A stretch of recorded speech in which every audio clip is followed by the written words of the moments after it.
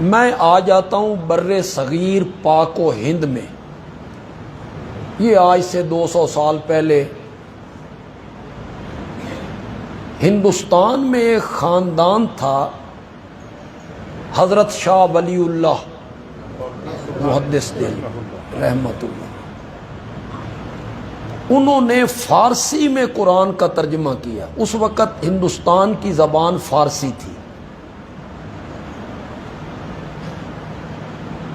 ترجمہ بھی کیا اور ایک ہلکی سی تفسیر بھی لکھی.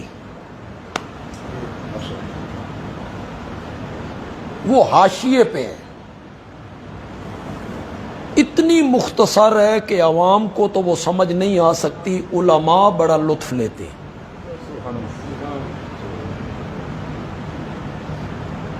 مثلا سورۃ نحل کی ایک آیت ہے، جن کو اللہ کے سوا تم پکارتے ہو، لا یخلقون شیئا، انہوں نے کچھ نہیں بنایا. وہم یخلقون، وہ خود بنائے گئے. اموات غیر احیاء، وہ مردہ ہیں، زندہ نہیں ہیں.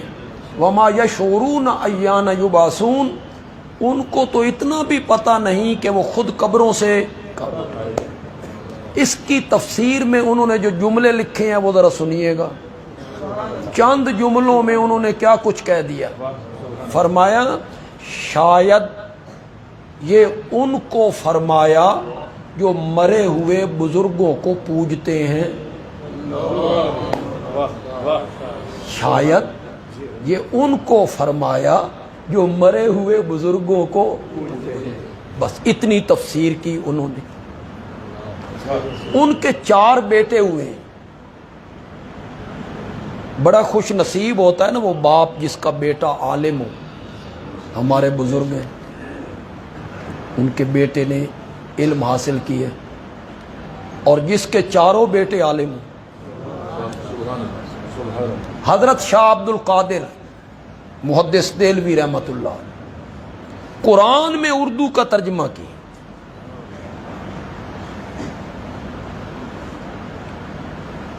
پھر ایک تفسیر لکھی موضع القرآن. کیا ہے موضع؟ یہ جو میں نے شاید ان کو فرمایا یہ انہی کی عبارت ہے، شاہ عبد القادر محدث دہلوی. تفسیر کا نام ہے موضع القرآن. اتنا فٹ ترجمہ کیا نا کہ اہل علم دنگ رہ جاتے. سارے علماء ترجمہ کرتے ہیں انما انا بشر مثلکم، میں بشر ہوں تمہار جیسے، جس طرح تم سب. یہ میں نہ کر رہے ہیں، میں بشر ہوں جس طرح تم. انہوں نے مثل کا معنی پہلے کیا، کم کا معنی بعد میں کیا. بالکل اسی ترتیب سے معنی کیا. میں بشر ہوں جیسے تم. انہوں نے مثل کا معنی جیسے کا کیا. میں بشر ہوں جیسے تم. یہ ترجمہ جب امیر شریعت سید طاء شاہ بخاری رحمت اللہ علیہ نے پڑھا تو انہوں نے اس پہ تبصرہ فرمایا کہ شاہ عبد القادر محدث دہلوی نے قرآن کا اتنا فٹ ترجمہ کیا ہے کہ اگر اللہ قرآن اردو میں اتارتا نا تو بالکل اسی طرح اتارتا جس طرح شاہ عبد القادر نے ترجمہ کر دی. ان کے دوسرے بیٹے ہوئے ہیں شاہ رفیع الدین، انہوں نے بھی قرآن کا ترجمہ کیا اردو میں. ان کے تیسرے بیٹے ہوئے ہیں شاہ عبد العزیز، انہوں نے تفسیر عزیزی لکھی. ان کے چوتھے بیٹے ہوئے ہیں شاہ عبد الغنی. بس میں اس پر زیادہ تبصرہ نہیں کروں گا، بس ایک بات کہہ کے آگے چلا جاؤں گا، مواحد لوگ لطف لیتے رہیں گے. شاہ عبد الغنی نے اتنی شہرت نہیں پائی، ان کے چوتھے بیٹے نے اتنی شہرت نہیں پائی، لیکن ان شاہ عبد الغنی کے ایک بیٹے نے اتنی شہرت پائی کہ ان کے 3 بھائیوں نے بھی اتنی شہرت نہیں پائی. ان کے بیٹے کا نام ہے شاہ اسماعیل شہید رحمت اللہ. وہ حضرت شاہ عبد الغنی کے بیٹے ہیں. اللہ ان کی قبروں کو منور فرمائے. یہ خاندان اب جتنے دیوبندی ہیں، بریلوی ہیں، یہ سب ان کے خوشہ چین ہیں.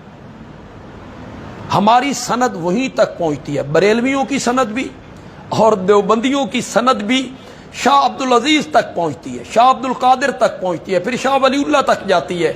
دونوں مکتب فکر کی سند جو ہے نا شاہ ولی اللہ کے خاندان پہ جا کے ختم ہوتی۔